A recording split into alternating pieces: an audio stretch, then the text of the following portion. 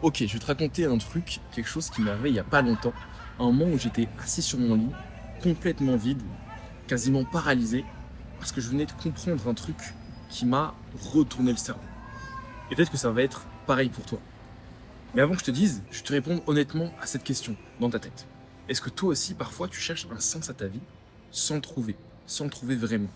Parce que moi aussi, pendant des années, et un jour, j'ai réalisé un truc à la fois terrifiant et libérateur, c'est que la vie n'a aucun sens. Aucun. Pas de mission secrète, pas de sens caché quelque part, pas même de raison simple comme prendre du plaisir ou être une bonne personne. Et si tu restes avec moi jusqu'au bout de cette vidéo, je vais te montrer pourquoi c'est normal d'être perdu et comment cette idée peut paradoxalement t'apporter une paix intérieure que tu n'avais jamais eu avant. Mais laisse-moi t'expliquer. Et surtout, laisse-moi te raconter le moment où tout a basculé. Depuis longtemps, très longtemps, j'étais coincé dans ma tête. Je cherchais du sens partout. Je me demandais pourquoi je suis là, quel est mon rôle, quel est mon chemin, quelle est ma voie. Tu connais sûrement ce truc où tu as l'impression que ta vie devrait avoir un sens, mais tu n'arrives pas à mettre le doigt dessus. Et pourtant, j'avais déjà compris quelque chose d'assez important. Que tout est perception en fait. Ce qu'on vit n'est ni bien ni mal, ni bon ni mauvais. C'est nous qui décidons, c'est nous qui colorons les choses. Mais ça restait juste un concept, rien de plus. J'avais pas vraiment intégré ça, tu vois, dans mon corps. C'est dans ma tête. Et la phrase qui m'a ouvert une fissure, tu vois, dans mon esprit, c'était que un jour j'étais en appel avec un ami un soir. On parle de la vie, de nos doutes, voilà, de notre chemin, de qu'est-ce qu'on va faire. Et il est en train de lire un livre un peu particulier. Ce livre s'appelle Conversation avec Dieu. Il commence à me parler de ce livre, et au milieu d'une phrase, comme s'il disait quelque chose d'évident, il me dit le but de la vie, c'est juste de la vivre. Et tu vois, parfois les phrases simples sont celles qui restent. Sur le moment, je me suis juste dit ok, intéressant, et je suis passé à autre chose. Mais en réalité, cette phrase avait touché quelque chose au fond de moi. Je ne savais pas encore, mais quelque chose venait vraiment de se fissurer. Quelques jours plus tard, j'étais en train de faire ma vaisselle chez moi, tranquillement, et d'un coup, c'est tombé, sans prévenir, sans transition, comme c'était évident. Je me suis arrêté, j'ai levé la tête, et j'ai pensé, en fait, rien n'a de sens. Et derrière ça, encore plus brutal, rien ne compte vraiment. Pas au sens où rien n'est important, mais au sens plus profond que ça, où aucune expérience n'est meilleure qu'une autre. Rien n'est mal, rien n'est bien, rien n'est grave, rien n'est figé. Le but de la vie n'est pas défini, il est infini. Donc il n'y en a pas en fait. Il n'y en a pas. Et c'est là que ça a basculé. J'ai vraiment eu l'impression de tomber dans le vide, tu vois. Le vrai vide. Un vide que j'avais jamais ressenti. Donc imagine bien la scène. Je suis assis sur mon lit, pas en tailleur, pas en train de méditer ou quoi. Non, je suis juste assis, un peu voûté, les mains entre les jambes, tu vois, comme ça. Je suis assis comme ça. Je regarde le mur en face de moi et je me dis, ok, si rien ne compte, je fais quoi maintenant?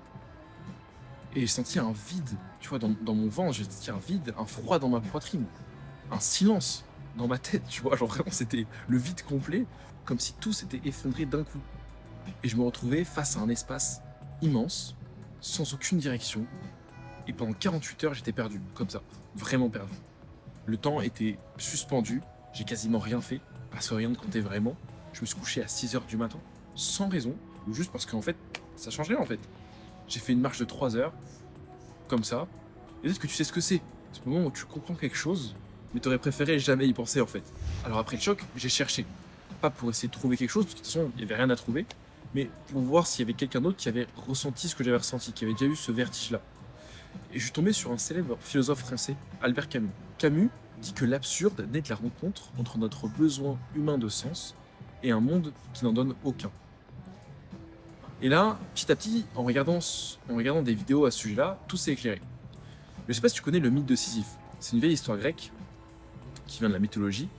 Sisyphe, c'est un homme condamné à pousser un énorme rocher en haut d'une montagne et à le voir redescendre encore et encore pour l'éternité. Qui fait que ça.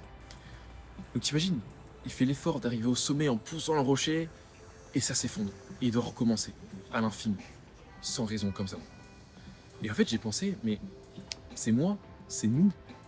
On fait tout ça en fait. C'est les choses qu'on doit faire en répétition, les réveils qui sont tous les jours identiques, les routines sans fin, les projets qu'on recommence toujours, les problèmes qui reviennent, toujours sous des formes différentes en fait. En fait, Sisyphe, c'est notre vie moderne. C'est la même chose aujourd'hui. Et pourtant, Camus dit une phrase incroyable. Vraiment, je la trouve folle. Il faut imaginer Sisyphe heureux. Parce que c'est au moment où on accepte l'absurdité de la vie qu'on découvre sa beauté, qu'on devient vraiment libre dans notre vie, qu'on commence à se libérer. Et devine quoi? Une semaine après avoir regardé Camus, je regarde un YouTuber qui analyse des peintures. Et je tombe par hasard sur cet homme. Un homme jouant aux échecs contre la mort. Et j'ai directement fait le lien. Parce que ce gars qui joue aux échecs, il sait qu'il va perdre. Il connaît l'issue du jeu. Il sait comment la partie va se terminer. Mais il joue quand même.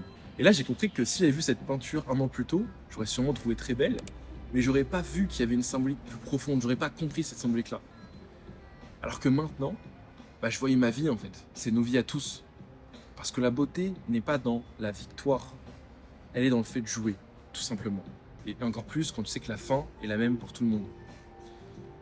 Et c'est là que j'ai compris le truc le plus dur et le plus libérateur. Si rien n'a de sens, alors c'est toi qui deviens responsable du sens.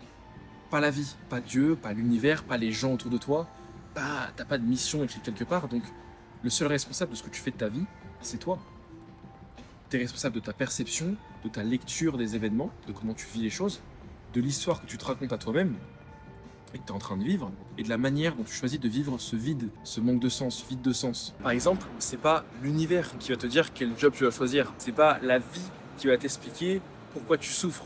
C'est toi qui décides ce que ça signifie, c'est même pas tes proches ou les gens autour de toi ou des experts, c'est toi qui décides ce que ça signifie pour toi, ou ce que ça signifie pas. Et ça fait peur de se dire ça, mais c'est aussi un pouvoir immense de comprendre ça. C'est-à-dire qu'on a entièrement le choix en fait.